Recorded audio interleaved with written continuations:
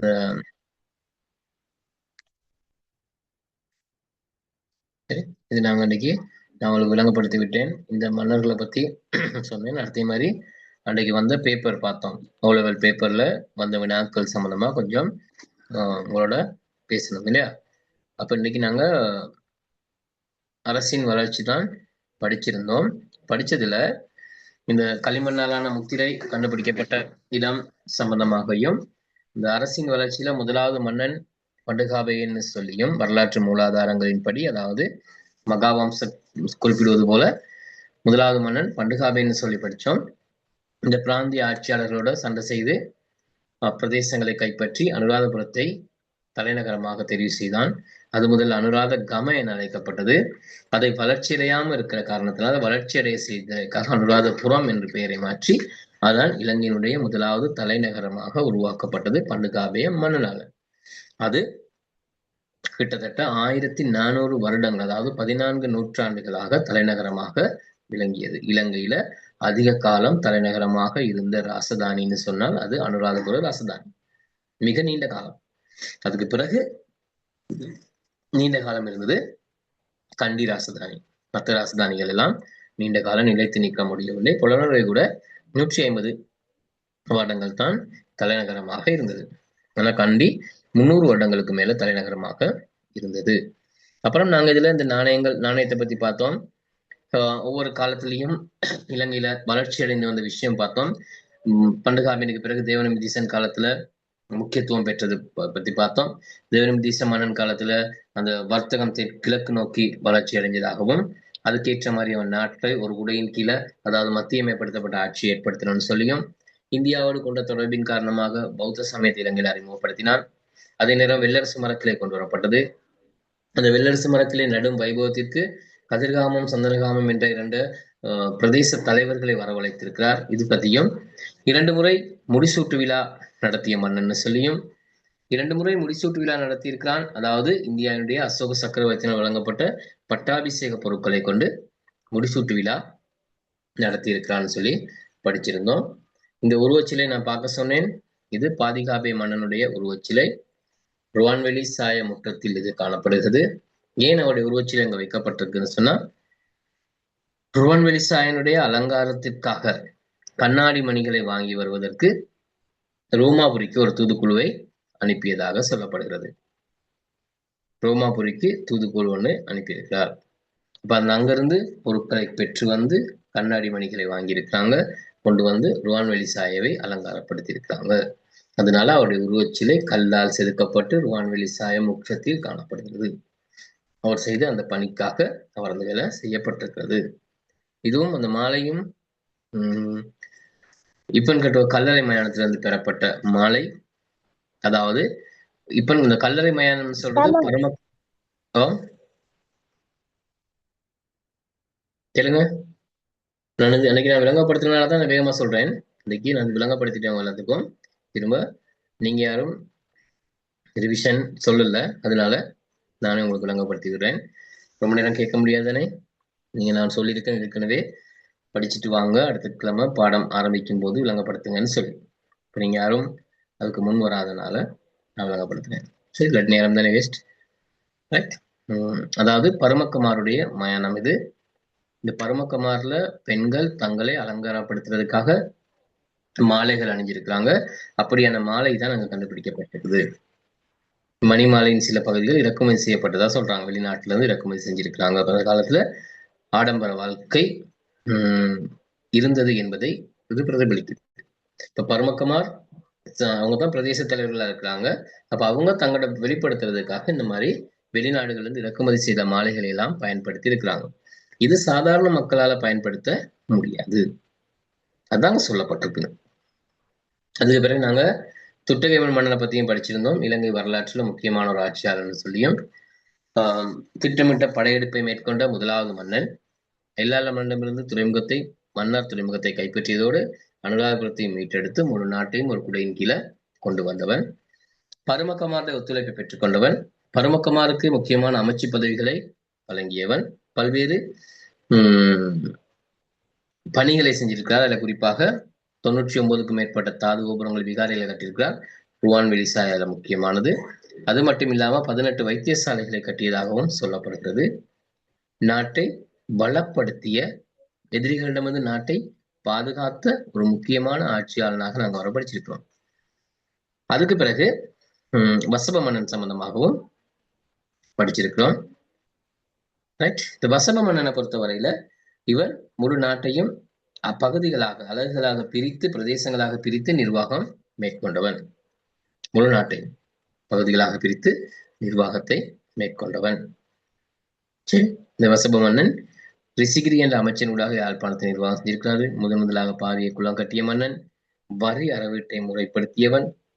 நிறைய சிறப்பு அம்சங்கள் அந்த வசப மன்னனுக்கு சொல்லப்பட்டிருக்கு. லம்பகர்ண வம்சத்தினுடைய முதலாவது ஆட்சியாளனாகவும் போற்றப்படுகின்றார். சரி, அதுவரையும் தான் அன்னைக்கு நாங்க படிச்சோம். இந்த வசப மன்னனுடைய அமைச்சனால யாழ்ப்பாணம் நிர்வாகம் செய்யப்பட்டது. நகதீவு அல்லது நாகதீபுன்னு சொல்லி அந்த நேரம் வள்ளிப்புற பொற்சாசனத்தில் குறிப்பிடப்பட்டிருந்தது. சரி, இந்த விடயங்கள் தான் கடைசியாக நாங்க படித்த விடயங்கள்.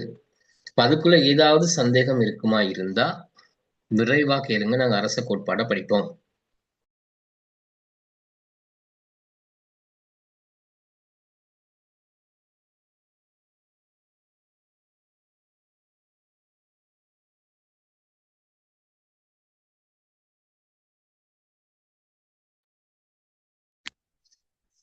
சரி, ரைட். அரச கோட்பாடு. அரச கோட்பாடுக்குள்ள பாருங்க,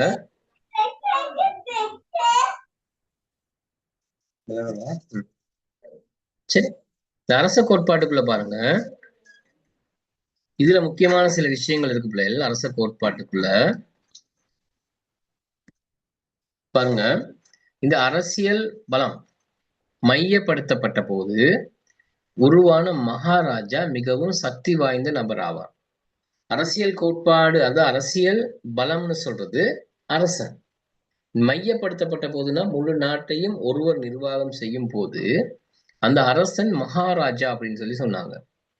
சக்தி வாய்ந்த நபராக இருந்திருக்கிறார். அந்த அரசன் சொல்லும் போது எல்லாருக்கும் முன்மாதிரியாக சக்தி வாய்ந்த ஒரு நபராக இருந்திருக்கிறார். அவர் தமது குடிமக்களின் முன்னர் தோற்றம் தர விரும்பியது சக்தி வாய்ந்த உருவத்திலாகும். அவர் தனது குடிமக்களின் முன்னர் தோற்றம் தர வந்தது தன்னை வெளிப்படுத்தும் போது, மக்களை சந்திக்கும் போது ஒரு சக்தி வாய்ந்த உருவத்துல தான் அவர் என்ன செய்யணும், வெளிப்படணும். எந்த நாளும் மன்னன் மக்களை சந்திக்க மாட்டார்.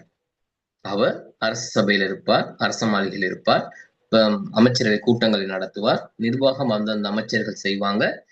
மன்னன் தேவையான சந்தர்ப்பங்கள்ல மக்களை சந்திப்பதற்கு வருவார். அப்படி மக்களை சந்திக்க வருகின்ற அந்த அரசன் தன்னை வெளிப்படுத்தும் போது சாதாரண ஒரு மனிதனாக வெளிப்படுத்த முடியாது.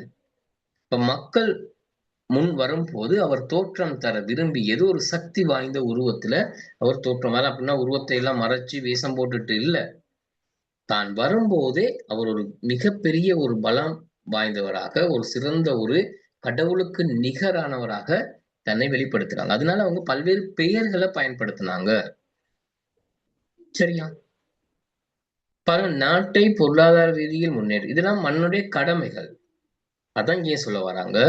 நாட்டை பொருளாதார ரீதியில் முன்னேற்றுதல், நாட்டு மக்களுக்கு பாதுகாப்பை வழங்கல், பிரஜைகளிடையே ஆன்மீக வளர்ச்சியை ஏற்படுத்தல் என்பன தமது மக்களுக்கு தாம் ஆற்ற வேண்டிய கடமை என அரசர்கள் கருதினர். இன்றைக்கு நான் சொன்ன மாதிரி ஞாபகம் இருக்கிறது, அரசனுடைய கடமை தான்.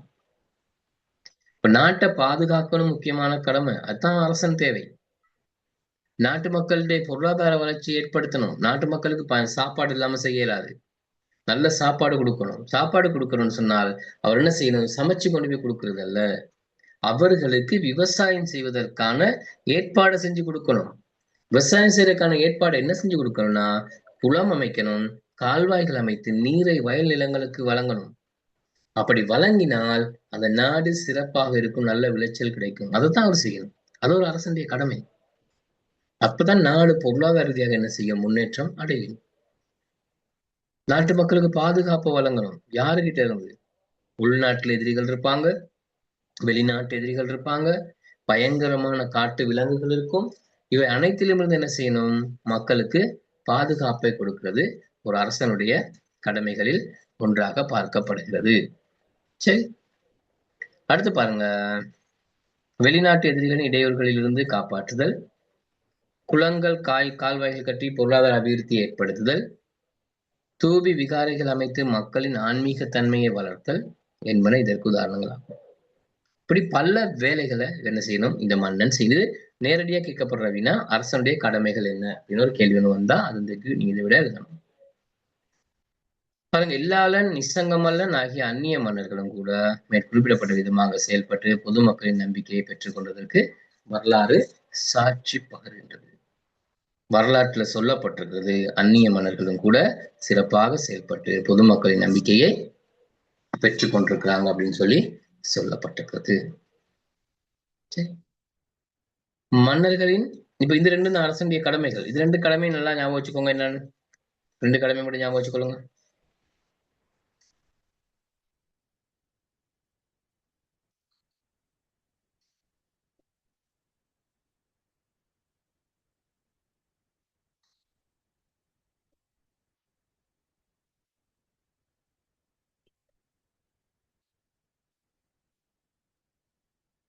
சரி, ஓகே, ரைட். சொல்ல முடியுமா? வேகமா கேட்டா அரசனுடைய கடமை என்னன்னு உங்க எல்லாருக்கும் சொல்ல தெரியணும், சொல்ல முடியணும். சரி, இப்படிப்பட்ட இந்த மன்னர்கள், இப்படி சேவை செய்கின்ற இந்த அரசர்கள், அவர்கள் தோற்றம் திரும்பிய விதம் எப்படி பாக்குறாங்க, எப்படி வர்றாங்கன்னு சொன்னா பாருங்க, மன்னர்களின் செயற்பாடுகளும் அவர்கள் தோற்றம் தர விரும்பிய விதத்தையும் வைத்து அரசு பற்றிய பல்வேறு கொள்கைகள் முன்வைக்கப்பட்டுள்ளன. பல்வேறு விதமா சொல்லியிருக்கிறாங்க. அதற்கமைய ஆண்டவன், போதிசத்துவர், மலையின் அரசன், பர்வத மகாராஜான்னு சொல்றாங்களே, பர்வத ராஜான்னு சொல்றது, போதிசத்துவர், மலையின் அரசன், சக்கரவர்த்தி என்ற எண்ண கருக்களாக இப்படி பல்வேறு பெயர்களை சொல்லியிருக்கிறாங்க. இதுல அதிகமான சிறப்பு பெயர்கள், பட்ட பெயர்களை வச்சிருந்தவன் தான் காசியப்ப மன்னன்.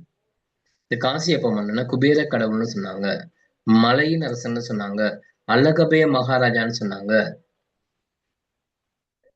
பர்வத ராஜா, இப்படி பல பெயர்கள்ல இந்த காசியப்பன் தன்னை வெளிப்படுத்தி கொண்டார். இப்ப அது ஒவ்வொரு மன்னர்களுக்கும் எப்படியான சிறப்பு பெயர்கள் இருந்ததுன்னு சொல்லி பார்க்க போறோம். சரி, பாருங்க, ஆட்சி செய்யும் போது அவர்கள் ஆண்டவனாகவோ போதிசத்துவராகவோ தோற்றம் அளிப்பதை பொதுவாக காண முடிந்தது.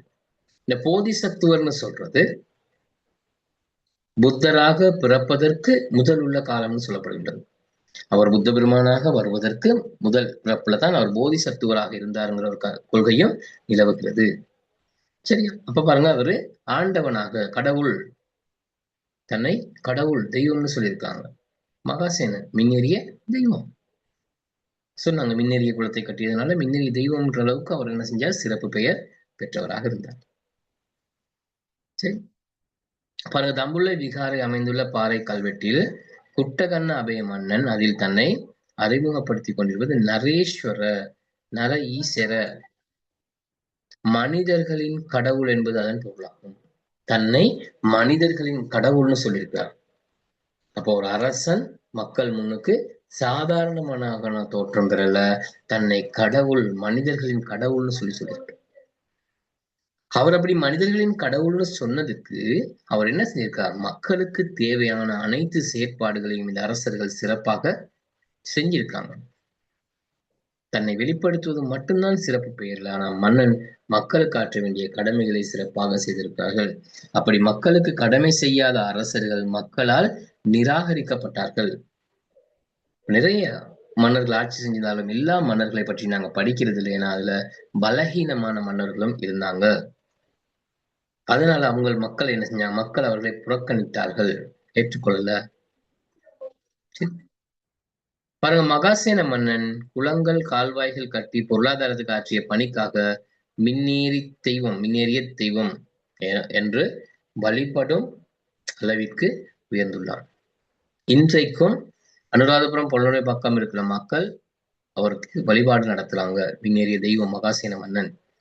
காரணம், அந்த மின்னேறிய குலத்தை கட்டியதுனால. உலர் வலயத்தில் இன்னும் அந்த உள்ள கோயில்கள் இருக்குன்னு சொல்றாங்க. யாருக்கான கோவில்? மகாசேன மன்னனுக்கான கோவில் இருக்குன்னு சொல்றாங்க. அப்ப பாருங்க, காலங்காலமாக அவர் மன்னனாகவே, மன்னன் கடவுளாகவே போற்றப்பட்டு வருகின்றார். சரி, அவன் வந்து இந்த சிறப்பு பேர் உங்களுக்கு ஞாபகம் இருக்கும். மலையின் அரசன், பர்வத மகாராஜா, குபேர கடவுள், இந்திரலோகங்களின் அரசன், விண்ணேறிய தெய்வம், இப்படி பல்வேறு சிறப்பு பெயர்கள்ல சொல்லப்பட்டுள்ளது. இந்த முதலாம் காசியப்ப மன்னன் தன்னை என்ன செய்தான்? குபேர கடவுளாக கருதி கொண்டான். காசியப்பனுக்கு இன்னொரு பேர் குபேர கடவுள். குபேரன், குபேரன் சொல்றது செல்வங்களை உடையவர். வீட்டுல எல்லாம் பாருங்க, அந்த ஒரு குபேரனுடைய பொம்மை வச்சு சில்லறை காசெல்லாம் போட்டு வச்சிருப்பாங்க. குபேர கடவுள், பணத்துக்கு அதிபதி. முதலாம் காசியப்ப மன்னன் குபேர கடவுளாக தன்னை கருத்தி கொண்டான். இவனது கல்வெட்டு ஒன்றில் அவனை குறிப்பதற்காக அல்லகபய மகாராஜா எனும் சொல் பயன்படுத்தப்பட்டுள்ளது. அவர் சொல்றதுக்கு அல்லகபய மகாராஜான்னு சொல்லியிருக்காங்க, வேறொரு பெயர். பாருங்க எத்தனை பெயர் இருக்கு இந்த காசியப்பன் சொல்லி.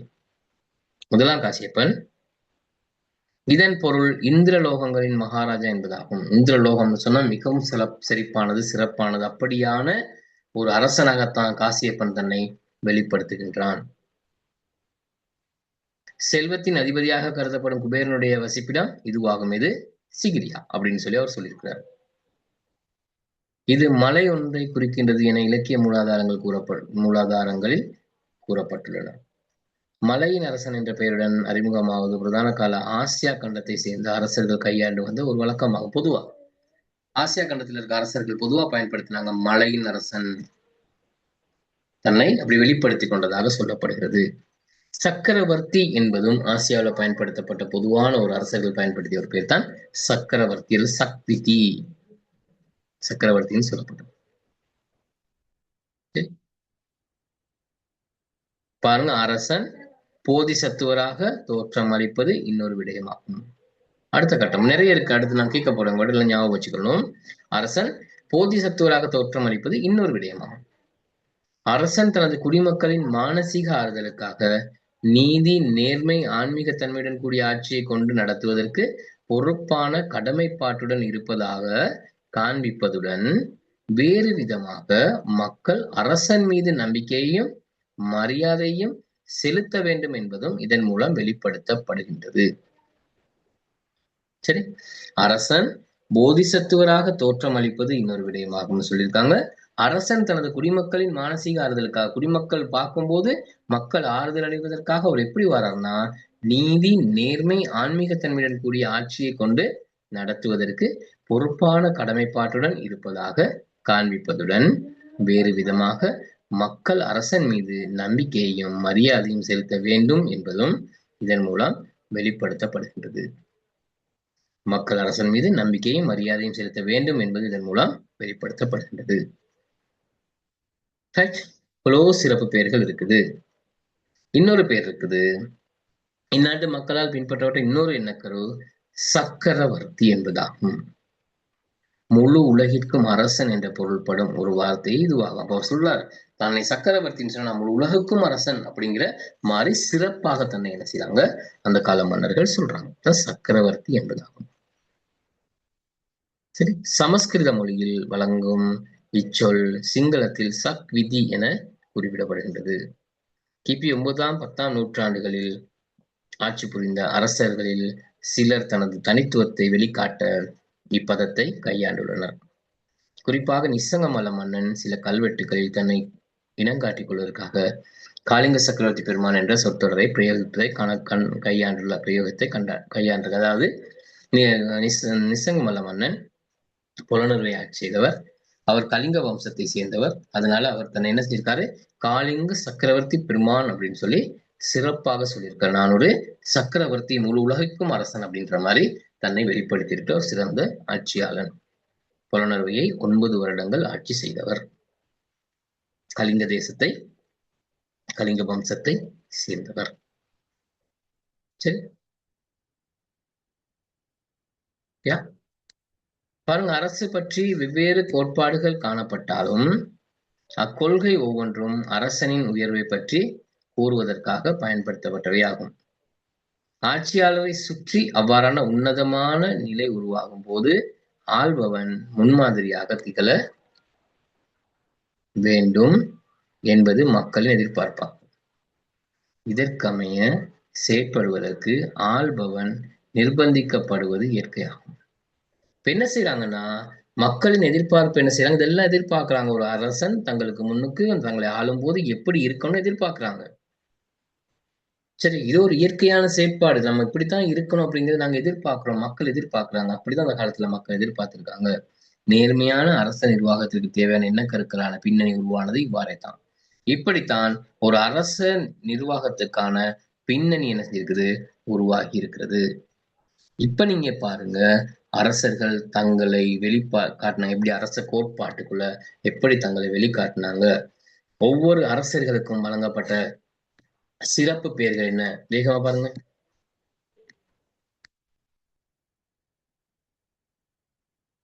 அதுல எதுவும் விலங்கலைன்னா கேளுங்க. ரில்வான்.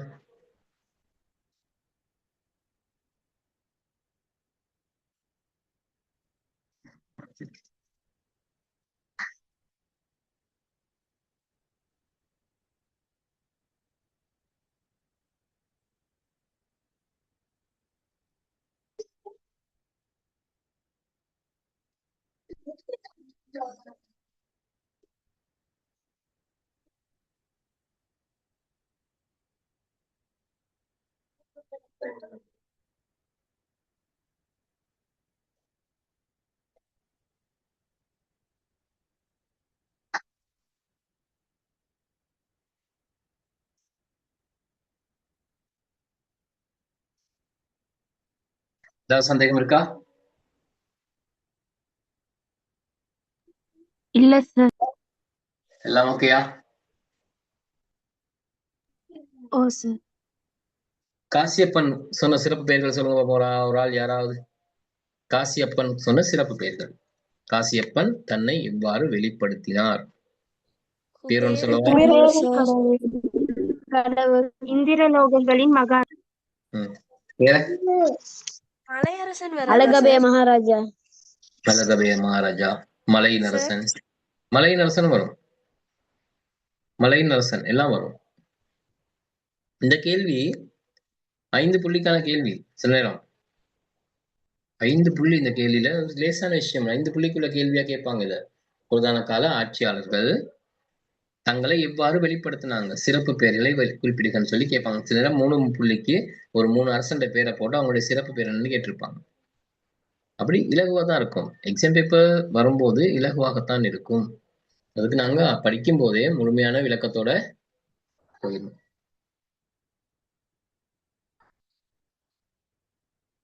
சரி,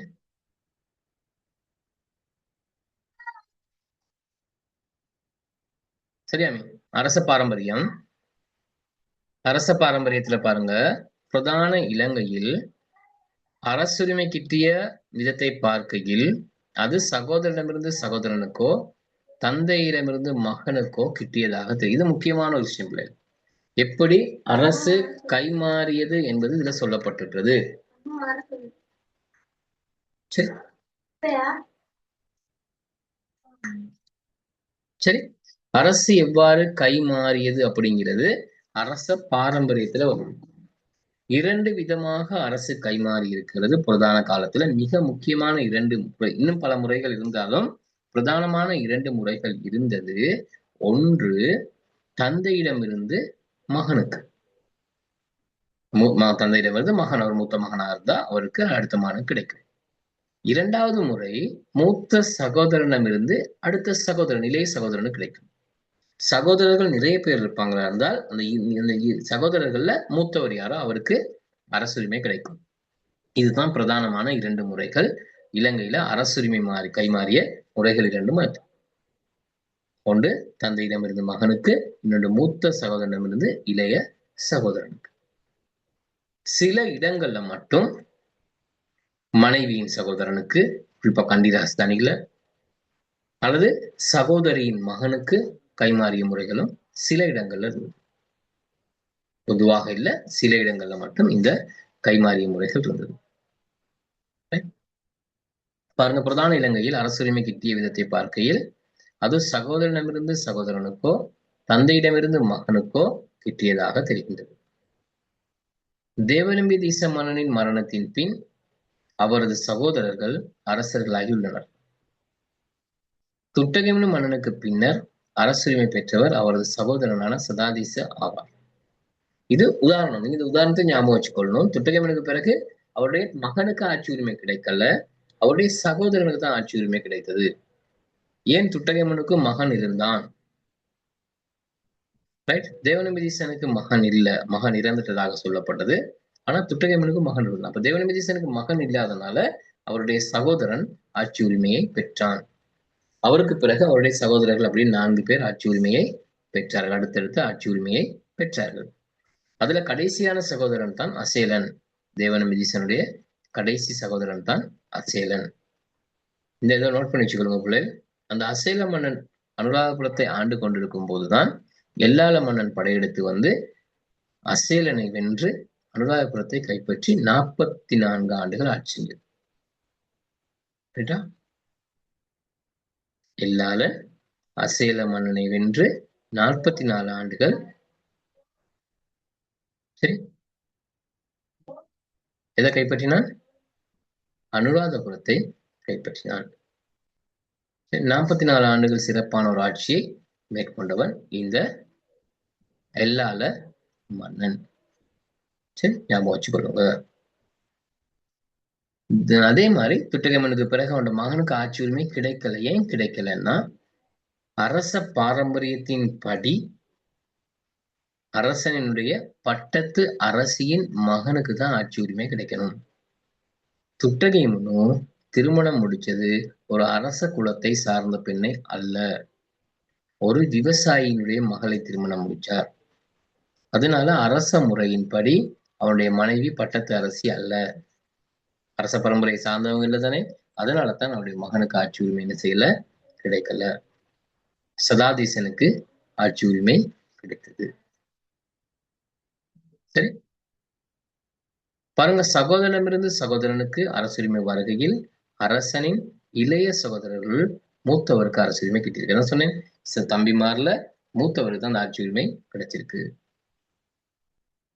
அவ்வாறு அல்லாத சந்தர்ப்பத்தில் மோதல்கள் உருவாகி இருப்பதை வரலாறு நமக்கு காட்டுகின்றது. அப்படி இல்ல சந்தர்ப்பத்துல முரண்பாடு வந்திருக்கு. சில குடும்பத்திலையும் முரண்பாடுகள் வந்திருக்குது. மூத்தவர் கொடுக்காம அடுத்தவருக்கு ஆட்சி உரிமை கொடுத்தா அவங்க அண்ணன் தம்பிக்குள்ளேயும் என்ன செய்து முரண்பாடுகள் தோற்றம் பெற்றிருக்குது. சரி, அந்த அரச பாரம்பரிய முதலாவது பகுதியை பார்த்துக் கொள்ளுங்க பிள்ளைகள்.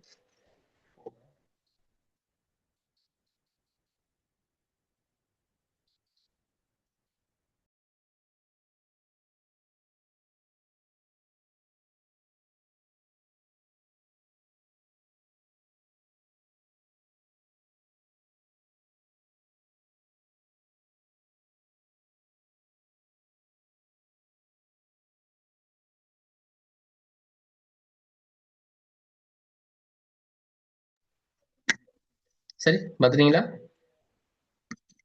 உதாரணம் ஞாபகம் வச்சுக்கணும். மூத்த சகோதரனிலிருந்து இளைய சகோதரனுக்கு தேவநம்பிதீசன், அவனுக்கு பிறகு சகோதரர்கள், துட்டகெமனுக்கு பிறகு அவருடைய சகோதரர்கள். 2 உதாரணம் இருந்தா போதும். இரண்டாவது காரணம், தந்தையிடமிருந்து மகனுக்கு அரசுரிமை வருவது ஒரு சாதாரண ஒரு விடயமாகும். இதுல நிறைய உதாரணங்கள் இருக்குது. காமதிச மன்னனுக்கு பிறகு துட்டகெமனுக்கு அரசுரிமை கிட்டியது. சரி, வசப மன்னனின் மரணத்தின் பின் அவரது மகன் வங்கநாசிக தேசனுக்கு அரசுரிமை கிட்டியது. சரி, இவ்வாறு தந்தையிடமிருந்து மகனுக்கு அரசுரிமை கிடைப்பது இலங்கை வரலாறு முழுவதும் காணப்படுவதோடு அரசனுக்கு மூத்த புதல்வன் இல்லையே அடுத்த மனைவியின் மூத்த புதல்வனுக்கு அரசுரிமை கிடைத்தது. அரசர்கள் ஒன்றுக்கு மேற்பட்ட திருமணம் முடிச்சிருக்கும் போது மூத்த மனைவிக்கு பிள்ளைகள் இல்லை அப்படின்னு சொன்னா அடுத்த மனைவியின், 2வது மனைவியின் மகனுக்கு ஆட்சி உரிமை கிடைத்தது. அப்படியான சந்தர்ப்பங்களும் இருக்குது. அவ்வாறு அல்லாத போது மோதல்கள் ஏற்பட்டமைக்கான ஆதாரம் வரலாற்றில் உள்ளது. அப்படி கிடைக்காத போது மோதல் ஏற்பட்டிருக்கு. உதாரணம் தாதுசேனனுக்கு பிறகு காசியப்பன் ஆட்சி உரிமையை பெற்றுக் கொண்டிருக்கின்றான். தாதுசேனுடைய மகன் தான் காசியப்பன். ஆனால் தாதுசேனுடைய 2வது மனைவியின் மகன் தான் காசியப்பன். மூத்த மனைவிக்கு மகன் இருந்தான் முகலன். அவனுக்கு ஆட்சி உரிமையை கொடுக்காமல் காசியப்பன் தான் ஆட்சி உரிமையை கைப்பற்றி கொண்டான். தாதுசேனனை சிறைப்படுத்தி பிறகு அவனை கொலை செய்த ஆட்சி உரிமையை என்ன செய்தான், கைப்பற்றி கொண்டான். அப்ப இது தந்தைக்கு பின் மகன் தான். உதாரணப்படுத்தலாம். ஆனா இவன் தாதுசேனனால் ஆட்சி என்ன செய்யப்பட்டது? பெற்றுக்கொள்ளப்பட்டது, வழங்கப்படவில்லை, பெற்றுக்கொள்ளப்பட்டது. பாருங்க, காசியப்ப மன்னன் தந்தை தாதுசேன மன்னனிடமிருந்து ஆட்சியை கைப்பற்றிக் கொண்டது நாம் அறிந்த ஒரு விடயமாகும். அவ்வாறு செயற்பட நேர்ந்தமைக்கு காரணம் பட்டத்து ராணியின் மகனான முகலன் பட்டத்து இளவரசனான இருந்தமையினாலாகும். அவனுக்கு தான் கிடைச்சிருக்கணும், அதான் முறை. முகலனுக்கு ஆட்சி உரிமை கிடைச்சிட்டா முகலனுக்கு பிறகு அவனுடைய மகனுக்கு ஆட்சி உரிமை போகும். காசியப்பனுக்கு ஆட்சிக்கு வர வாய்ப்பு இல்லாம போகும். அதனாலதான் காசியப்பன் ஆட்சியை கைப்பற்றணுங்கிறதுக்காக தந்தையை கைது செய்தான். முகலன் இந்தியாவுக்கு தப்பிச் சென்றான். பிறகு தந்தையை கொலை செய்துவிட்டான். ஆட்சி உரிமை கிடைக்க பெற்றுவிட்டது. சரி, காசியப்ப மன்னனின் தாய் தாதுசேன மன்னன் 2வது மனைவி ஆவாள்.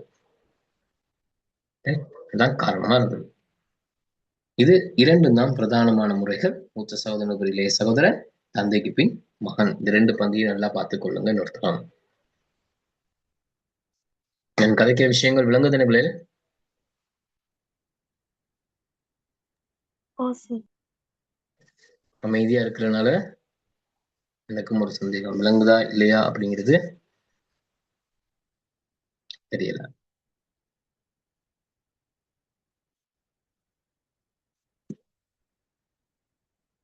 இந்த 2 முறைக்கு மாறாக அரசனின் மனைவியின் சகோதரனுக்கு மற்றும்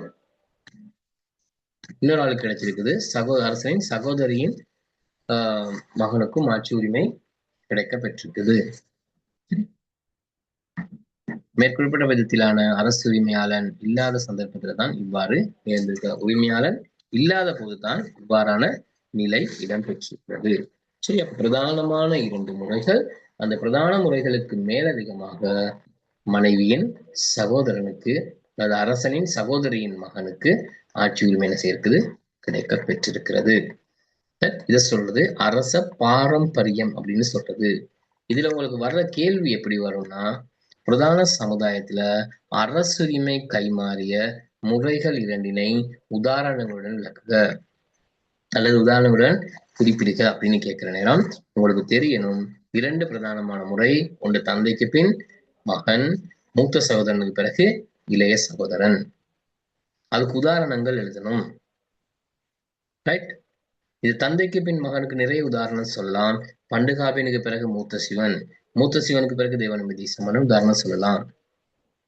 காவந்தீசனுக்கு பிறகு திட்டகேம்னு, வசபனுக்கு பிறகு வங்கநாசிக தீசமன்னன் உதாரணம் சொல்லலாம். தாதுசேனுக்கு பிறகு காசியப்பனுக்குள்ள உதாரணம் சொல்லலாம். மூத்த சகோதரனுக்கு பிறகு இளைய சகோதரனுக்கு துட்டகேமனுக்கு பிறகு சதாதீசன், தேவநம்பிதீசனுக்கு பிறகு அவனுடைய சகோதரன் உத்திய. சரி, அசையில இல்ல கடைசியா வரும் மகாசிவ சூரதீச அப்படின்னு 4 பேர் இருப்பாங்க. அப்படி அந்த ஓர்டர் அப்படியே வரும். சரி, நல்லா பார்த்துக்கொள்ளுங்க இதை.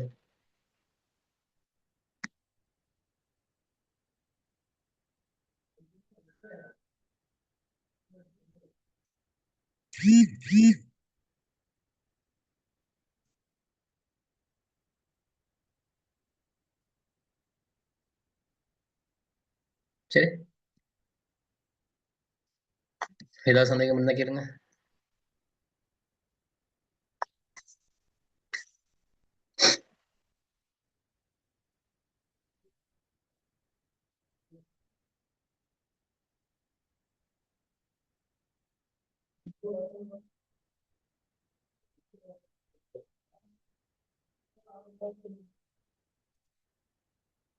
சரியா, அரச கருவியும் பார்த்துருவோமா?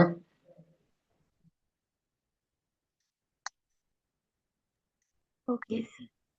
ஓகே, அரச கருவியில பாருங்க, முக்கியமா இந்த பாடமாக்கி இருக்கணும் பிள்ளைகள். இந்த இந்த இந்த அட்டவணை அப்படியே என்ன வச்சிருப்பாங்க, ஒன்று கீழே ஒன்றா இருக்குது. இது தெரிஞ்சு வச்சிருக்கணும். இந்த பாடத்துல ஞாபகம் வச்சுக்க வேண்டிய கொஞ்சம் கஷ்டமான விஷயம் இது ஒண்ணுதான். இதை சரியா பிடிச்சிட்டா அது லேசு. இந்த முறையும் இதுல அந்த கேள்வி வந்திருந்தது. பாட்பண்ணுக்கள் அது பாட்டுள்ள ஒரு கேள்வி வந்திருந்தது. அரச கருவின்னு சொல்றது அரசியல் ரீதியாக அதிகாரம் பன்முகப்படுத்தப்பட்டிருந்த காலத்தில் பரமக்குமாராக இருந்த பலரும் ஒன்றுபடுத்தப்பட்டு அரசு உருவாக்கப்பட்டதால் அரசன் அனைத்து பரமக்குமாரிலும் தலைவனாக செயல்பட்டான். அரசியல் ரீதியாக அதிகாரம் பன்முகப்படுத்தப்பட்டிருந்த காலத்தில் பருமக்க மாறா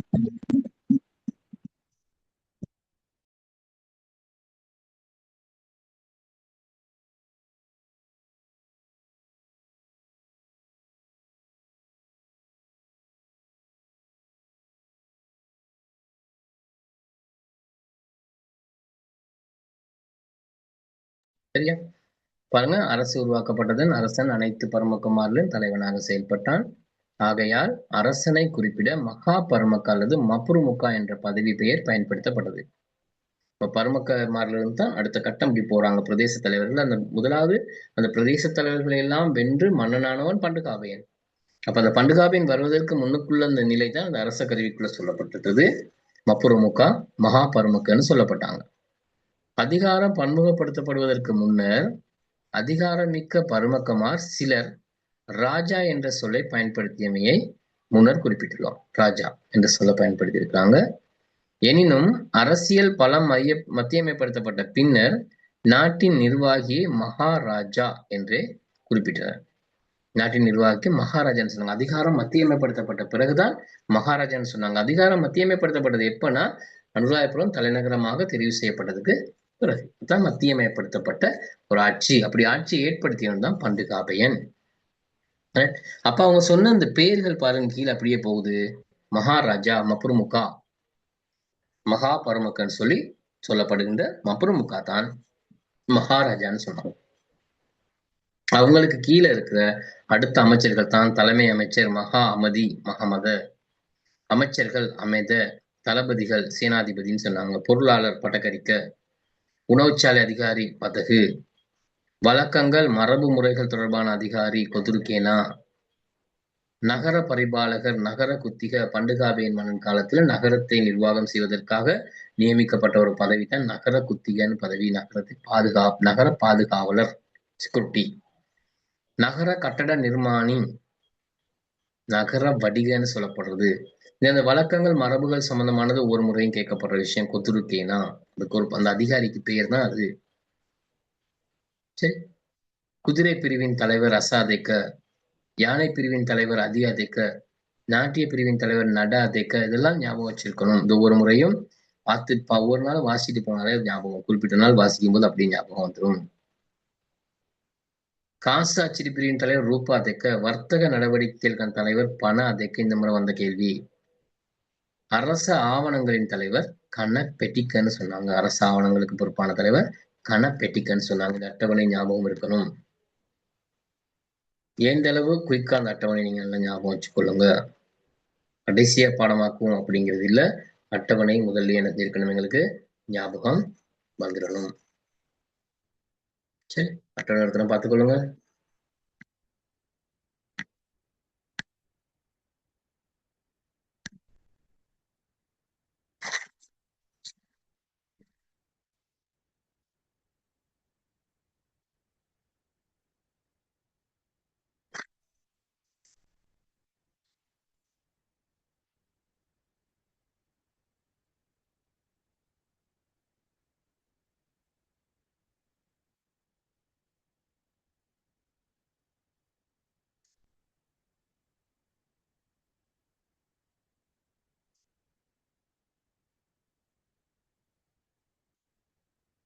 சரியா, படமாக்குற மாதிரி இருக்குதா?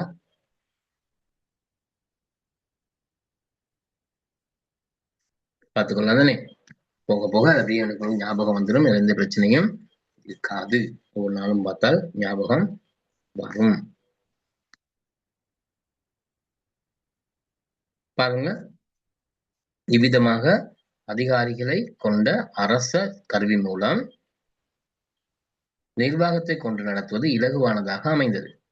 இவற்றால் அதிக பலனை அனுபவித்தவர்கள் நாட்டின் பொதுமக்கள் ஆவர். இப்படி நடக்கும்போது நாட்டினுடைய பொதுமக்கள் என்ன செஞ்சாங்க, அதிகமான பலனை பெற்றுக்கொண்டார்கள். இப்படியெல்லாம் நடந்துட்டு போகும்போது ஒவ்வொரு பிரிவுக்கும் ஒவ்வொரு பொறுப்பான அதிகாரிகள் இருக்கனால அந்தந்த வேலையை அவரவர் சரியாக செய்வாங்க. வேலைகள் சரியா செய்யும் போது மேற்பார்வை அரசன் தலைமையில இடம்பெறும். இப்ப மக்களுக்கு தங்களோட பிரச்சனைகளை சொல்வதற்கும் தங்களுக்கு தேவையான விஷயங்களை சொல்லிக் கொள்வதற்கு பெற்றுக்கொள்வதற்கும் இது இலகுவானதாக இது இப்போ முருதான காலத்துல ஒழுங்கமைக்கப்பட்ட ஒரு நிர்வாக முறையாக காணப்பட்டது.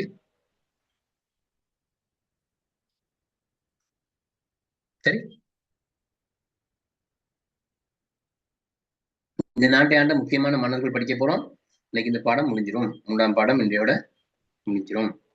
1ஆம் பாடம் முடிஞ்சதோட நான் 3ஆம் பாடம் டியூட்டை போடுவேன். அதை நீங்க செஞ்சிருவீங்க, செஞ்சிடலாம். 2ஆம் பாடம் நான் போட்டுட்டேன், முழுமையா செஞ்சிருப்பீங்கன்னு நினைக்கிறேன். நான் அதை பத்தி கேட்கவும் இல்லை. 2ஆம் பாடம் முழுமையா செஞ்சிட்டீங்க எல்லாரும்? தானே, செஞ்சு முடிச்சுதானே? 2வது டியூட் குடியேற்றங்கள் போட்டு செஞ்சிட்டீங்களா?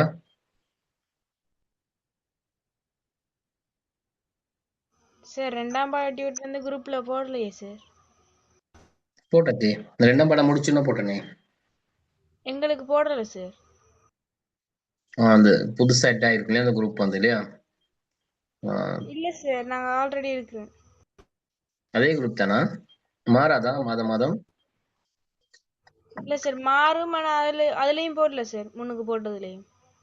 சரி, நான் இப்ப அதை உங்களுக்கு இன்னைக்கு போட்டு விடுறேன். இன்னைக்கு போட்டுட்டு உங்களுக்கு அதை ஷேர் பண்ண சொல்றேன். அப்போ உங்களுக்கு ஷேர் பண்ணிவிடுவாங்க.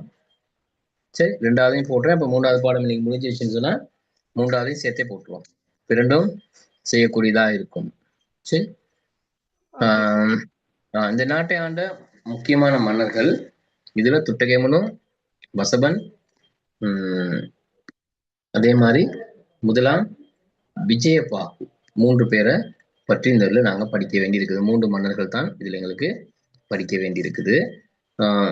இதுல இந்த பயணம் எக்ஸாம்பிள் துட்டகேமன் மன்னரை பற்றி கேட்கப்பட்டிருந்தது, தேவன விஜய மன்னனை பற்றி கேட்கப்பட்டிருந்தது, கீர்த்தி ஸ்ரீ ராஜசிங்கன் கண்டிராசனாலி மன்னனை பற்றி கேட்கப்பட்டிருந்தது. நான் உங்களுக்கு சொன்னேன். இதுல பாருங்க, இலங்கையின் அரசியல் அதிகார வளர்ச்சி நீண்ட காலமாக நிகழ்ந்து வந்த சமூக பொருளாதார செயற்பாடுகளின் செல்வாக்கிற்கு உட்பட்டு வந்த விதத்தை இதுவரை கலந்துரையாடப்பட்ட கருத்துக்களில் இருந்து நீங்கள் விளங்கி இருப்பீர்கள். எப்படி நாட்டுல மன்னன் தோற்றம் பெற்றான், அரச பாரம்பரியம், அரச கருவி, அரச கோட்பாடு இப்படிங்கிற தலைமையில ஒவ்வொன்றா அப்படி நாங்க படிச்சுட்டு வந்துட்டோம். சரியா? கிபி 1ஆம் நூற்றாண்டின் பிற்பாதியில் இந்து சமுத்திரத்தில் நிகழ்ந்து கொண்டிருந்த சர்வதேச வர்த்தக செயற்பாடுகளில் இருந்து நன்மைகளை பெற்றுக் கொள்வதென்றால் பன்முகப்படுத்தப்பட்ட நிர்வாகத்திற்கு பதிலாக மத்தியமயப்படுத்தப்பட்ட ஒரே ஆட்சி முறைக்குள் வருவதே பயன்மிக்கதாகும் என்பதை ஆட்சியாளர்கள் புரிந்து கொண்டனர். என்ன செய்யறாங்கன்னு சொன்னா, பன்முகப்படுத்தப்பட்டிருந்த அதிகாரம், அதாவது பிரதேச தலைவர்கள் நிறைய பேர் அவங்களோட நிர்வாகத்தின் கீழ் இருந்ததை இப்ப எல்லாம் ஒன்றிணைத்து ஒரே ஆட்சியின் கீழே மத்தியமைப்படுத்தப்பட்ட ஆட்சியை கொண்டு வந்தா தான் நாடு என்ன செய்யும், அடுத்த கட்டத்துக்கு முன்னேற்றம் அடையலாம், நாட்டை பாதுகாக்க முடியும் நிலை ஒன்று அந்த காலத்து மன்னர்கள் அறிஞ்சிருக்கிறாங்க. ரைட்டா? அதற்கு தேவையான நடவடிக்கைகளை மேற்கொண்டதனால் அரசியல் அதிகார வளர்ச்சி போக்கிற்கு இணையாக ஆட்சியாளர்களால் பின்பற்றப்பட்ட கொள்கைகளையும் பங்களிப்புகளையும் இந்நாட்டு ஆட்சியாளர்கள் ஒரு சிலரை கொண்டு இப்பகுதியில் கலந்துரையாட போகின்றோம். இப்படி நாட்டை சிறப்பாக ஆட்சி செய்த ஒரு சில ஆட்சியாளர்களை பத்தி நாங்க கலந்துரையாட போறோம்னு சொல்லிட்டுதான் உங்களுக்கு துட்டகேமன் மன்னனையும் வசப மன்னனையும் முதலாம் விஜயபாகு மன்னனையும் இங்கே கொடுக்கப்பட்டிருக்கிறது. துட்டகேமன் முக்கியமான ஆட்சியாளன், எல்லாரிடமிருந்து நாட்டை மீட்டவன். வசபன் இலங்கையில பாரிய குளங்களை கட்டிய 1வது மன்னன். விஜயபாகு சோழர்களின் நாட்டிலிருந்து விரட்டி புலனறுவையை தலைநகரமாக தெரிவு செய்த முக்கியமான ஒரு ஆட்சியாளர். ஆக இந்த 3 பேரும் எப்படி நாட்டை பாதுகாத்தார்கள், எப்படி நாட்டை பொருளாதார ரீதியாக வளப்படுத்தினாங்க அப்படிங்கிற விஷயம் தான் சொல்லப்பட்டது. ரைட்? பாருங்க, துட்டகேமன் மன்னன் வரலாற்று மூலாதாரங்களில் விரிவான முறையில் பிரஸ்தாபிக்கப்படுகின்ற துட்டகேமன் மன்னன் இந்நாட்டின் அரசியல் அதிகாரத்தை முழுமையான விதத்தில் உருவாக்குவதில் மிகவும் முக்கியமான பங்களிப்பை செய்தவனாவான். மிக முக்கியமான பங்களிப்பை செய்தவனாவான். அவனது காலத்தில் வேகமாக வளர்ச்சியுற்று வந்த இந்து சமுத்திர வியாபார நடவடிக்கைகளில் இருந்து பேரளவு லாபத்தை ஈட்டி வந்த மாந்தை, அதாவது மன்னர் துறைமுகம், மாத்தோட்டன் சொல்ற சர்வதேச துறைமுகத்தை அக்கால அனுராதபுர ஆட்சியாளரான எல்லாரிடமிருந்து மீட்டுக் கொள்வதற்கு அவனால் முடியுமா இருந்தது. பிரதான காலத்துல பல்வேறு துறைமுகங்கள் சிறப்பு பெற்றிருந்தது. அதுல ஒன்று மாந்தை, மேற்கிலே இருந்த மாந்தை துறைமுகம், மன்னார் துறைமுகம் சொல்லப்படுறது. வடக்குல இருந்த காங்கேசன் துறைமுகம் ஜம்புகோலப்பட்டினம்னு சொல்லப்படுகின்றது. பழைய ஜம்புகோலப்பட்டினம், புதிய காங்கேசன் துறை. கிழக்குல இருந்து திருகோணமலை, கோகர்ணன்னு சொல்லப்பட்ட பழைய பேர், புதிய பேர் திருகோணமலை. தெற்கில இருந்த கொடவாய அம்பாந்தோட்டை துறைமுகம். இதுகள் பிரதான காலத்திலிருந்து முக்கியமான துறைமுகங்கள். இந்த துறைமுகங்கள் ஊடாகத்தான் நாட்டுக்குள்ள வியாபாரிகள் கப்பல்கள் எல்லாம் வந்து போனது. அப்ப இந்த துறைமுகத்துல இந்த மன்னார் துறைமுகம் எல்லால மன்னண்ட கட்டுப்பாட்டுக்குள் இருந்தனால அங்க நிறைய வரி வந்தது. கடல் வழி பயணங்கள் நிறைய வரி கிடைத்தது. அந்த துறைமுகத்தை எப்படியாவது எல்லால மன்னனிலிருந்து மீட்டெடுக்கணும் அப்படிங்கிற முயற்சியில ஈடுபட்டவன் தான் இந்த துட்டகைமுனு மன்னன். அதற்காக இவன் திட்டமிட்டு படையெடுப்பை மேற்கொள்ள முதல் திட்டமிட்ட படையெடுப்பை மேற்கொண்டவனும் துட்டகைமுனு தான். ஒரு பார்ட் 1 கேள்வி உங்களுக்கு கேட்பாங்க. இலங்கை வரலாற்றில் முதல் திட்டமிட்ட படையெடுப்பை மேற்கொண்ட மன்னன் துட்டகைமுனு. முதலாம் விஜயபாகுவும் திட்டமிட்ட படையெடுப்பை மேற்கொண்டிருந்தான் இரண்டாவது முறையாக. துட்டகைமுனு முதலாவது, அதுக்கு பிறகு முதலாம் விஜயபாகு சோழர்களுக்கு எதிராக திட்டமிட்ட படையெடுப்பை மேற்கொண்டான். அது இரண்டாவது. முதலாவது நேரம் துட்டகைமுனு மன்னன் தான். பாருங்க, தனது தந்தையான காவந்திச மன்னனின் வழிகாட்டலின்படியும் செயற்திட்டத்திற்கு அமையாகவும் இயங்கிய விதம் இந்நாட்டு அரசியல் வரலாற்றிலே மிக முக்கியமான இடத்தை பெறுகின்றது. இந்நாட்டு வரலாற்றில் முதலாவது ஒழுங்கமைக்கப்பட்ட யுத்த செயற்பாட்டுக்கு தலைமைத்துவத்தை வழங்கியவன் அவனே ஆவான். சரி, சிறந்த ஒரு ஒழுங்கமைக்கப்பட்ட தலைமைத்துவத்தை வழங்கியிருக்கின்றான். வெள்ளாள மன்னனுக்கு எதிராக தாம் மேற்கொள்ளும் போர் தமது சொந்த சுகநலன்களுக்கு அல்லாமல் பௌத்த சமயத்தின் நலனுக்காகவே மேற்கொள்ளப்பட்டதாக கூறியதன் மூலம் ஆட்சியாளர் நாட்டிற்கான பொது கொள்கைகளை முன்வைத்து அரசியல் செயற்பாட்டை மேற்கொள்கின்ற விதத்தை காண்பிக்கின்றது. யுத்தம் முடிவடைந்த பின்னர் தோல்வியுற்ற தனது எதிராளியின் கல்லறைக்கு உரிய மரியாதை செலுத்தும்படி மக்களுக்கு ஆணையிட்டான். இதன் மூலம் தனது ராஜதந்திர செயற்பாட்டை வெளிப்படுத்தினான். திட்டமிட்ட படையெடுப்பு என்னன்னு சொன்னா, எல்லாள மன்னன் சிறந்த ஆட்சியாளர், ஒரு தமிழ் மன்னன். இவன் அனுராதபுரத்தில் சிங்கள மக்கள் அதிகமாக வாழ்கின்ற அனுராதபுர ராசதானியை 44 ஆண்டுகள் ஆண்டிருக்கிறான். 44 ஆண்டுகள் அவன் அங்க ஆள்றான்னு சொன்னால் எந்த ஒரு எதிர்ப்பும் அந்த மன்னனுக்கு எதிராக வரல. அப்ப எதிர்ப்பு வரலன்னு சொன்னா அந்த மன்னன் எவ்வளவு சிறப்பான ஆட்சியை ஏற்படுத்தியிருப்பான். அப்ப அவன் சிறந்த சிங்கள மக்களுக்கு சிறந்த ஒரு ஆட்சியை ஏற்படுத்தியவன். அதனால யாருமே எல்லால மன்னனுக்கு எதிராக எந்த முறைப்பாடும் குற்றச்சாட்டுகளும் முன்வைக்கவில்லை. அவனை விரட்டுவதற்கு முயற்சி செய்யவே இல்லை. ஆனா துட்டகைமுனு மன்னனுக்கு தேவை இருந்தது. எல்லாரனை தோல்வியடைய செஞ்சு தோற்கடிச்சு அனுராதபுரத்தை கைப்பற்றணும், மாந்தை துறைமுகத்தை கைப்பற்றணுங்கிற ஆசை இருந்தது, எண்ணம் இருந்தது, தேவை இருந்தது. அதனால மக்களை குழப்பத்துக்கு உட்படுத்தி வெள்ளாள மன்னனுக்கு எதிராக திசை திருப்புவதற்காக ஒரு பிரச்சனையை உண்டு பண்ணி அதுக்கு பிறகுதான் என்ன செஞ்சாங்க, திக்குமார் சூழ தன்னுடைய தாய் விகாரமாதேவி முன்னே செல்ல எல்லாள மன்னனோடு போர் செய்து வெற்றி பெற்றான். வெற்றி பெற்றதுக்கு பிறகு அந்த எல்லாள மன்னனுக்கு நன்றி செலுத்தும் முகமாக, அவனுக்கு மரியாதை செலுத்தும் முகமாகத்தான் அவருடைய கல்லறை வைக்கப்பட்ட இடத்துல போகும்போது மரியாதையாக போகணும், வணங்கிட்டு போகணும், மேலவாத்தியங்கள் முழங்காமல் போகணும் அப்படின்லாம் கட்டுப்பாடுகளை விதித்திருந்தான். சரி, எல்லாள மன்னனிடமிருந்து அனுராதபுரத்தை மீட்டதுக்கு பிறகு அனுராதபுரத்துக்குள்ளே துட்டகை மன்னன் போகும்போது போய் பார்க்கிறான், அனுராதபுரம் அவ்வளவு செழிப்பாக இருந்தது. மன்னார் துறைமுகத்திலிருந்து பெற்ற வரிகள் அனைத்தையும் மன்னன் இந்த அனுராதபுரத்தினுடைய வளர்ச்சிக்குத்தான் பயன்படுத்தினான் என்பதை துட்டகைமுனு மன்னன் விளங்கி கொண்டான். சரி,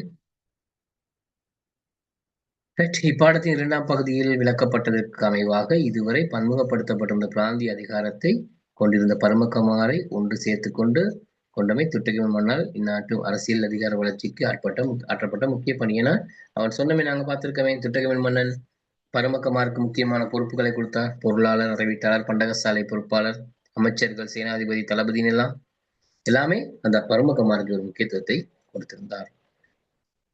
இறுதியாக மகாராஜாவாக மகுடம் சூட்டப்பட்ட அவனுக்கு பெரும் அதிகார பலம் கிட்டியது. இறுதியாக மகாராஜாவாக மகுடம் சூட்டியது யாருன்னு ஒரு கேள்வி கேட்டால், இதுவரை இப்படி கேட்கப்படல. கேட்டால் அது துட்டகை. நான் எந்த அளவு அதிகாரம் உள்ளவனாக இருந்த போதிலும் ஆட்சியாளனின் பொறுப்பு பொதுமக்களின் நலனோம்பு நடவடிக்கைகளை மேற்கொள்வதாகும் என்பதை புரிந்து கொண்டமை பொதுமக்களுக்கு வெளிப்படுத்திய நல்லெண்ணத்தின் மூலம் தெரிய வருகின்றது. ருவன்வெளிசாய கட்டப்பட்ட வேளையில் அதன் நாட்டிசை வாயில்களிலும் தானம் அளிக்க ஏற்பாடு செய்தமையும், அதன் நிர்மாண நடவடிக்கை ஈடுபட்ட அனைவருக்கும் சம்பளம் வழங்குவதற்கு நடவடிக்கை எடுத்தமையும் இதற்கான ஆதாரம். ருவன்வெளிசாய அவனுடைய கனவு. ருவன்வெளிசாய கட்டும் போது 4 திசையிலையும் அன்னதானம் போட்டான், சாப்பாடு கொடுத்தான். வர போற மக்கள் வேலை செய்யற எல்லாருக்குமே வேலை செய்யற அவ்வளவு பேருக்கு சம்பளம் கொடுத்தான். சும்மா வேலை வாங்கல. நலன் மக்களுக்கு செய்ய வேண்டிய அனைத்தையும் என்ன செய்தான். துட்டகமின் மன்னன் மதிக்கப்பட வேண்டியது அவன் பௌத்த மதத்திற்கு ஆற்றிய தொண்டுகளுக்காக மட்டுமன்றி பன்முகப்படுத்தப்பட்டிருந்த இலங்கையின் அரசியல் அதிகாரத்தை மிகவும் சக்தி வாய்ந்த ஒன்றாக அமைத்தமையாகும். இது அவ்வரசனின் செயற்பாடுகளில் துலாம்பரமாக தெரியும் ஒன்றாகும். துட்டகமின் மன்னன் இந்த அளவுக்கு சிறப்பு பெற்றவனாக காணப்படுகின்றான். சரி, துட்டகமின் பார்த்துக்கொள்ளுங்க. ஏதாவது கேட்கணுமா அந்த கேளுங்க.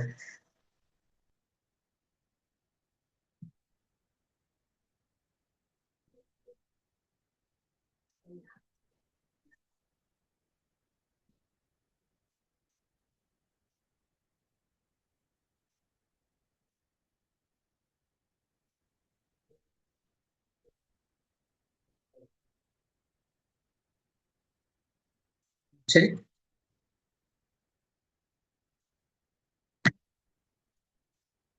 சரி, பாருங்க.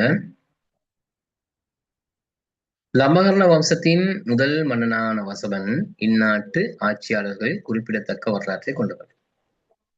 உள்நாட்டு நிர்வாகத்தை முறையாக கட்டியெழுப்புவதற்காக அவனால் மேற்கொள்ளப்பட்ட நடவடிக்கைகள் முன்னுதாரணங்களாகும். அவனால் நாட்டின் பல்வேறு பகுதிகளிலும் ஸ்தாபிக்கப்பட்ட கல்வெட்டுகள் ஏராளமாக காணப்படுகின்றன. இவற்றில் குறிப்பிடப்பட்டுள்ள விடயங்களுக்கு அமைவாக அரசன் நாட்டை நிர்வாக அலகுகளாக பிரித்து நிர்வகிப்பதற்கு முயற்சி செய்துள்ளார். முக்கியமான விஷயம் அது. அத்துடன் அரச வரி அறவீடு முறைப்படுத்தப்பட்டது இம்மன்னனின் ஆட்சி காலத்திலே ஆகும். இது கல்வெட்டுக்கள் மூலம் தெரியப்படாது. இந்த மன்னர் பற்றிய முக்கியமான விஷயம் முதலாவது பந்தியில சொல்லப்பட்டிருக்கு. இவன் லம்பகர்ண வம்சத்தின் முதலாவது ஆட்சியாளர். இவன் முறையாக வரி அறவீடு செய்தான். அப்ப அதுவரை வரி முறையாக அறிவிடப்படல. இவன் முறையாக வரி அறவீடு செய்தான். நாட்டை நிர்வாக அலகுகளாக பிரித்து அமைச்சர்மாரோடாக நாட்டை நிர்வாகம் செய்தான். சிறப்பு. வேலையை இலகுபடுத்துறதுக்காக. மன்னனுக்கு நாடு பூரா போயிட்டு வர முடியாது. ஆகவே மன்னன் அனுராதபுரத்தில் இருந்தான். நிர்வாக அலகுகளாக பிரித்தான். பிரித்து ஆட்கள் நியமித்து வேலை செய்தான். உதாரணத்துக்கு யாழ்ப்பாணத்தை ரிஷிகிரி என்ற அமைச்சன் நிர்வாகம் செய்ததாக வள்ளிபுர பொற்சாசனத்தில் சொல்லப்பட்டிருக்கிறது. ரிஷிகிரி என்ற அமைச்சன் யாழ்ப்பாணத்தை நிர்வாகம் செய்ததாக வள்ளிபுர பொற்சாசனத்தில் சொல்லப்பட்டிருக்கு. அதில் யாழ்ப்பாணம் நகதீப அல்லது நாகதீபம்னு சொல்லப்பட்டிருக்கு. நகதீப அல்லது நாகதீபம்னு சொல்லப்பட்டிருக்கு.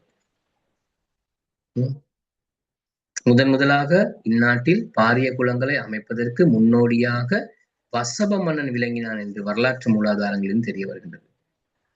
முதலாக இந்நாட்டில் பாரிய குளங்களை அமைப்பதற்கு முன்னோடியாக வசப மன்னன் விளங்கினான் என்று வரலாற்று மூலாதாரங்களிலும் தெரிய வருகின்றது. இம்மன்னன் 11 பெரிய குளங்களை நிர்மாணித்ததாக வம்ச கதைகளிலிருந்து தெரிய வருகின்றது. 11 பெரிய குளம். இவ்வாறான நடவடிக்கைகளுக்கான தூண்டலை பெற்றதற்கான காரணம் தென்னிந்தியாவில் கிருஷ்ண நதி பிரதேசத்தில் ஏற்பட்ட உணவு பற்றாக்குறையினால் இந்நாட்டில் உற்பத்தியான தானியங்களுக்கு அதிக கேள்வி ஏற்பட்டமையினாலாம். இவன் ஆட்சி காலத்துல கிருஷ்ணா நதி பள்ளத்தாக்குல இந்தியாவில் பெரிய பஞ்சம், வறட்சி, உணவு தட்டுப்பாடு. இந்த மன்னன் பார்க்கிறான், இந்த தட்டுப்பாடு இலங்கைக்கு வந்தால் இலங்கை நிலைமை என்ன ஆகும்? ஆகவே தன்னுடைய அரச சொத்துக்களை எல்லாம் போட்டு 11 பெரிய குளங்களையும் 12 கால்வாய்களையும் கட்டினான். இதனால இலங்கையில பஞ்சம் வராமல் தடுக்கப்பட்டது. அதுக்கு பிறகு வந்த ஆட்சியாளர்கள் பெரிய குளங்களை கட்டினாங்க. நாட்டுல விவசாயம் தன்னிறைவடைந்திருந்தது.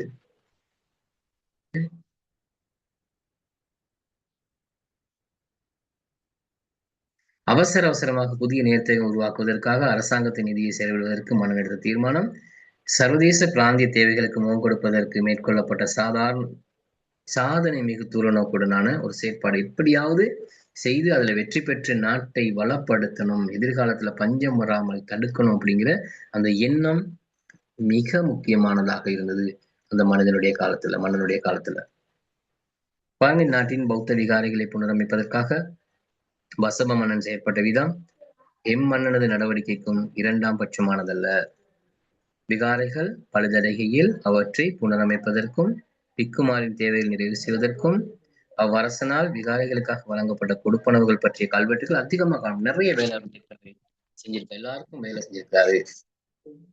சரி, பாருங்க, தேசிய வருமானத்தை பெருக்கிக் கொள்வதற்கான அடிப்படை உருவாக்கி பெற்ற வருமானத்தை பயன்படுத்தி நாட்டின் நீர்ப்பாசன நடவடிக்கைகளை விரிவாக்குவதற்கும் அதன் மூலம் நாட்டு மக்களின் வாழ்க்கை தரத்தை மேம்படுத்துவதற்கும் வசவ மன்னால் மேற்கொள்ளப்பட்ட நடவடிக்கைகள் முன்னுதாரணங்களை நிறைய வேலை. இப்ப வசவன்னு சொன்னால் முக்கியமான வேலை. லம்பகர்ண வம்சத்தின் முதலாட்சியாளன், பாரிய குளங்களை கட்டிய முதலாவது மன்னன், நாட்டை நிர்வாக அலகுகளாக பிரித்து நிர்வாகம் செய்தவன், வரி அறவீட்டு முறையை முறைப்படுத்தியவன். சிறிய பணி, இதை தெரிஞ்சுக்கிட்டீங்கன்னா போதும். இவனால் வள்ளிபுர பொற்சாசனம் எழுதப்பட்டது. அதுல யாழ்ப்பாணம் நகதீபம் அல்லது நாகதீபம் எனப்பட்டது. யாழ்ப்பாணத்தை ரிசிகிரி என்ற அமைச்சர் நிர்வாகம் செய்ததாக சொல்லப்பட்டிருக்கிறது. சரி, மூணாவது முக்கியமான மன்னன் இதெல்லாம் விஜயபாகு மன்னன். இந்நாட்டை ஆண்ட மன்னர்களுள் நேர்மையான ஒருவன், மேன்மையான ஒருவன் முதலாம் விஜயபாகு மன்னன். இவன் சோழர்களை நாட்டிலிருந்து கிட்டத்தட்ட 75 வருட காலம் அனுராதபுரத்தை கைப்பற்றி சோழர்கள் புலனறுவை மையமாக கொண்டு ஆண்டாங்க. சோழர்களை விரட்டி புலனறுவை தலைநகரமாக தெரிவு செய்த உன்னதமான ஒரு ஆட்சியாளர் முதலாம் விஜயபாகு. பாருங்க, முதலாம் விஜயபாகுவான் தென்னிந்திய சோழ மன்னர்களின் ஆதிக்கம் பரவலடைந்து இலங்கையும் நீண்ட காலமாக இவ்வாட்சிக்கு உட்பட்டிருந்தது. இவ்வேளையில் நுண்ணறிவுடன் திட்டமிட்ட முறையில் படையெடுப்பை நடத்தி சோழ ஆட்சிக்கு முற்றுப்புள்ளி வைத்த பெருமையும் மன்னனையே சாரும். சிறு வயதில் கீர்த்தி, இந்த பேரை ஞாபகம் வச்சுக்கொள்ளுங்க, கீர்த்தி அல்லது கித்தி பக்கத்தில் எழுதி கொள்ளுங்க, கீர்த்தி அல்லது கித்தி என்ற பெயருடன் உருகுணைக்கு சென்று அங்கு வளர்ந்து வந்தான். அரச வம்சத்தவர்களான கீர்த்தி குமாரனுக்கு அவனது பெற்றோர்களுக்கும் அடைக்கலம் வழங்கியது அங்கு வாழ்ந்த அரச அதிகாரி ஒருவர், தண்ட நாயக்க அல்லது சித்தாரும்பி புத்தநாயக்கன்னு சொல்லப்படுகின்ற பாதுகாப்பு அதிகாரி. இவர்தான் விஜயபாகுவிற்கு பாதுகாப்பு வழங்கியது, விஜயபாகு குடும்பத்துக்கும். ஏன்னா சோழர்கள் ஆட்சிக்கு உரிமையுடைய இளவரசர்களை தேடி கொலை செய்தார்கள். அப்ப இவர் ஒருவனைக்கு போயிட்டு காடுகள்ல ஒளிந்து மறைந்து வாழும் போது பாதுகாப்பு வழங்கியவன் சித்தாரும்பி புத்தநாயக்கன் சொல்லப்படுகின்ற ஒரு பாதுகாப்பு அதிகாரி. சரி, பாருங்க, புத்தநாயக்கவால் அரச குடும்பத்திற்கு வழங்கப்பட்ட அடைக்கலத்தின் தன்மை பற்றிய சரியான விவரம் விஜயபாகு மன்னனால் எழுதப்பட்ட பனாக்கடவு செப்பேடு. இது பனாக்கடவு செப்பேட்டுல சொல்லப்பட்டிருக்குது. வள்ளிபுர பொற்சாசனம் தங்க தட்டில் எழுதப்பட்டது வசவனுடையது, செப்பு தகட்டில் எழுதப்பட்டது விஜயபாகுவினுடையது. என்ன எழுதியிருக்காருன்னு சொன்னால், தான் இளமை காலத்தில் பட்ட கஷ்டங்களையும் தனக்கு உதவி செய்த சித்தாரும்பி புத்தநாயக்கிக்கு நன்றி செலுத்தும் விதமாக அதில் எழுதப்பட்டிருக்கு.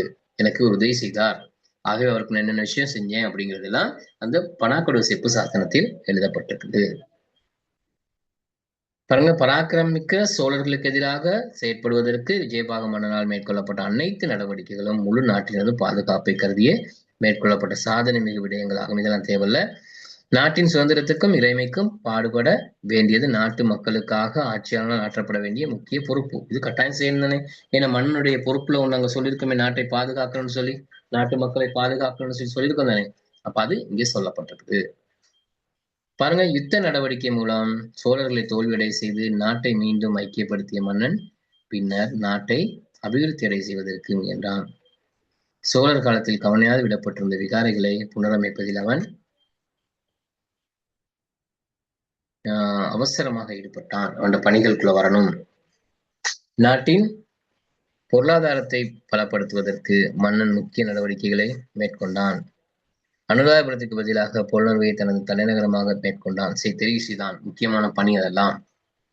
அவ்வாறு நடவடிக்கை ஒன்றை மேற்கொள்வதற்காக அவன் தூண்டப்பட்டதற்கான முக்கிய காரணம் ஒன்றுக்கு. அந்நேரத்துல இந்து சமுத்திரத்தில் மேற்கை மையமாக கொண்டு செயல்பட்ட சர்வதேச வியாபாரம் கிழக்கிற்கு நகர்ந்தது. மன்னார் துறைமுகத்துல இருந்த முக்கியமான அந்த வர்த்தகம் கிழக்கு நோக்கி என்ன செய்தது வந்தது. ஆகவே திருகோணமலை துறைமுகம் முக்கியத்துவம் பெற்றது. திருகோணமலை துறைமுகம் முக்கியத்துவம் பெற்ற போது அது என்ன செய்யறான், திருகோணமலைக்கு பக்கத்துல தலைநகரம் இருந்தால்தான் வியாபார நடவடிக்கைகளுக்கும் பாதுகாப்புக்கும் பொருத்தமாக இருக்கும்னு சொல்லி அனுராதபுர தலைநகரத்தை புலனறுவைக்கு மாற்றி அமைத்தான். அந்த முக்கியமான பணி இருந்தது. ஆனா சோழர்கள் அனுராதபுரத்தை கைப்பற்றி புலனறுவையை தலைநகரமாக கொண்டுதான் ஆண்டாங்க. புலனறுவையில நிறைய கட்டடங்கள், அரச மாளிகை எல்லாமே இருந்தது. ஆகவே விஜயபாகு சோழரிடமிருந்து புலனறுவை மீட்டதோட அவன் மீண்டும் அனுராதபுரத்துக்கு போகாமல் அங்கேயே ஆட்சி என்ன செய்தான். ஏன்னா எல்லா கட்டடங்களும் இருந்தது, வாய்ப்பு இருந்தது, அழகாக இருந்தது, பாதுகாப்பு இருந்தது.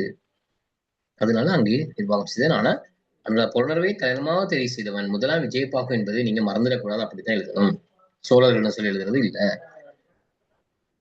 சரி. அம்மாற்றத்தினூடாக இலங்கைக்கு முக்கியத்துவம் பெறுவது இந்து சமுத்திரத்தின் கிழக்கு பிராந்தியத்துடன் இலகுவாக தொடர்பு கொள்ளக்கூடியதாக இருந்ததை நிர்வாகத்தை கட்டமைத்துக் கொள்வதாகும். விஜயபாகு பின்னர் வாழ்ந்த அரசர்கள் பலரும் இத்தொடர்பு சம்பந்தமாக கவனம் செலுத்தியிருந்தாலும் அதனை நடைமுறை சாத்தியமாக்கி செயற்படுத்தியவன் இவனே ஆவான். புலனறுவையை தலைவராக தெரிவு செய்வதில் செல்வாக்கு செலுத்திய தலையாய காரணியாக கோகர்ண என்ற இன்றைய திருகோணமலை துறைமுகம் இந்து சமுத்திரத்தின் கிழக்கு பகுதியில் இருப்பதால் அத்துறைமுகத்தின் வர்த்தக நடவடிக்கைகளை நிர்வகிப்பதற்கு மிகவும் வசதியான இடத்தில் புலனறுவை அமைந்திருந்தமை ஆட்சியாளர் விளங்கி கொண்டிருந்தமையாக சொல்றாங்க. திருகோணமலை பக்கத்துல புலனறுவை இருந்தது. ஆகவே எங்களுடைய வியாபாரம், பாதுகாப்பு எல்லாத்துக்கும் முக்கியமானதாக இருந்தது. அதனால திருகோணமலை துறைமுகத்தை என்ன செஞ்சா மையமாக கொண்டு புலனறுவையை தலைநகரமாக தெரிவு செஞ்சான்னு சொல்லியிருக்காங்க. முதலாம் விஜயபாகு மன்னன் செயற்பட்ட விதம் அதற்கு பின்னைய காலத்தில் பெருஞ்செல்வாக்கை செலுத்தியது. பிற்காலத்தில் ஐரோப்பியர்கள் இந்நாட்டின் மீது செல்வாக்கை செலுத்தும் வரை பாதுகாப்பாக இருந்த இலங்கையின் இறைமை அம்மன்னனின் மதிமுகமான சிறந்த கொள்கையின் பிரதிபலன். பிறகு புலனறுவை பாதுகாப்பாகவும் இலங்கை பாதுகாப்பாக இருந்ததற்கு காரணம் இந்த மன்னனுடைய செயற்பாடு சொல்லி சொல்லப்பட்டிருக்கிறது. இவ்வளவுதான் இந்த 3 மன்னர்களும். 3வது பாடம் சிறிய ஒரு பாடம்.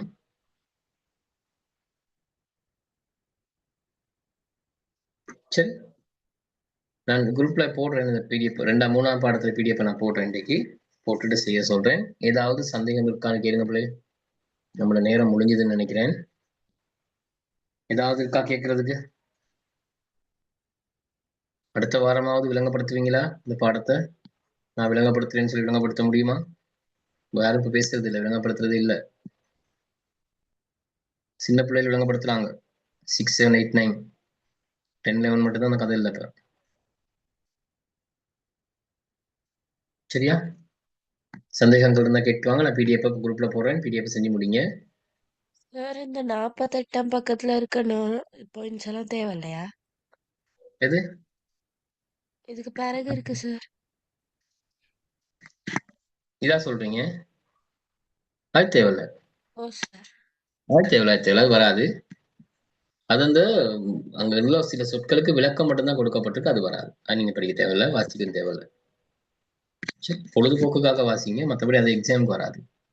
இதுக்கு முன்னுக்குள்ளே மட்டும்தான் வரும். சரி, இந்த மன்னர்கள் வலிமையாக வர்றாங்க. இந்த முறை துட்டகைமுனுவும் கித்திசை ராஜசிங்கன் தேவனமிதிச மன்னன் வந்துட்டாங்க. வசபன் வரல, முதலாம் விஜயபாகு வரல. அதனால இந்த மாதிரி மன்னர்களை கொஞ்சம் ஞாபகம் வச்சுக்கொள்ளுங்க. சரியா? முடியுமா பிள்ளைகள?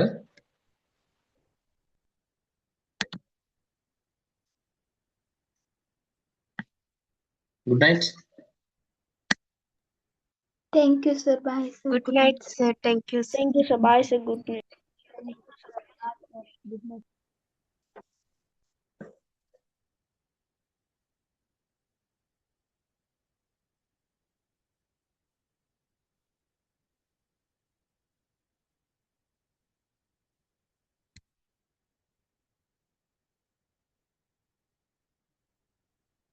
Okay, left hand.